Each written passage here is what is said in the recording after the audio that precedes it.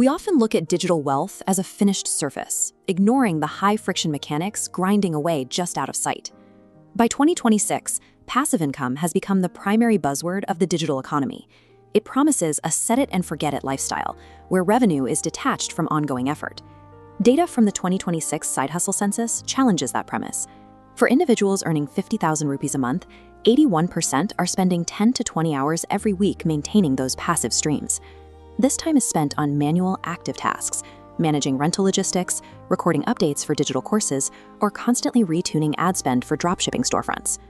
These figures suggest that the passive element is often a delayed labor trap. Instead of eliminating work, the model masks it, pushing the effort into a different time horizon. In a delayed labor trap, the income remains tied to your effort. The two are simply separated by a buffer of time. To understand if these streams are viable, we have to look past the lifestyle marketing and evaluate them as quantitative business models. We will use 3 variables to test the math: the mass of resources required upfront, the speed at which the asset loses value, and the lost value of your alternative labor. Analyzing the data allows us to correct a major professional misconception regarding how wealth is actually built and sustained in the current economy. Let's set a baseline target for digital revenue, exactly 1 lakh rupees per month.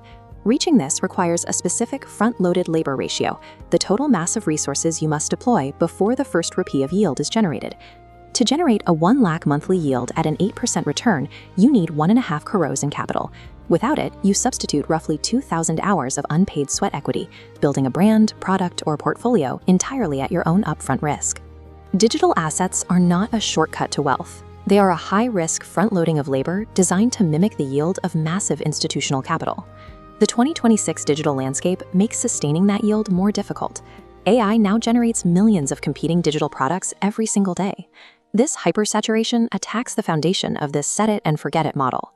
When supply is infinite, the value of static content drops. This is the depreciation of content. The effective shelf life of a digital course or ebook has dropped by 40% in recent years. Any digital asset left unattended doesn't just sit there. It rapidly loses value as the market is flooded with newer, AI-optimized alternatives. Biologists call this the Red Queen's race, a state where an organism must run constantly just to stay in the same position. Applying a 40% depreciation rate, our 1 lakh monthly income trends steeply towards zero.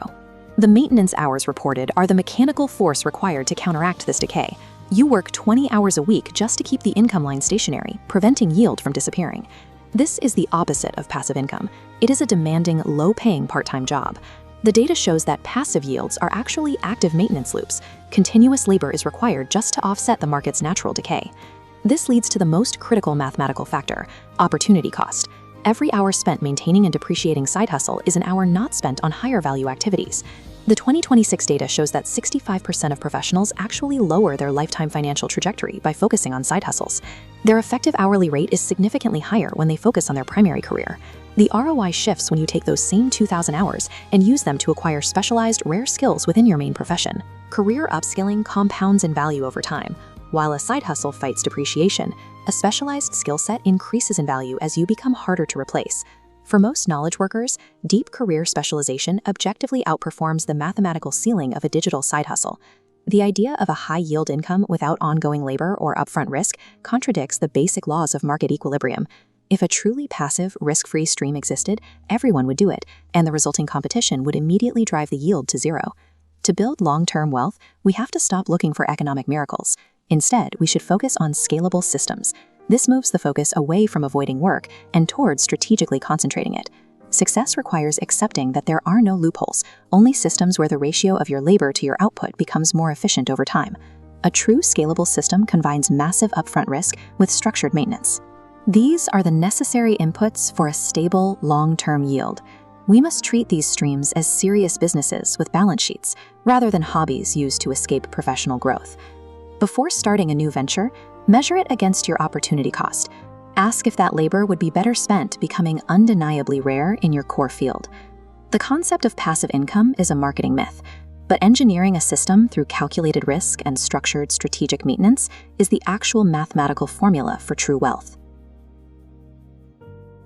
Let's discuss that in the comments section. And as always, thanks for watching Alux Live. Subscribe for more.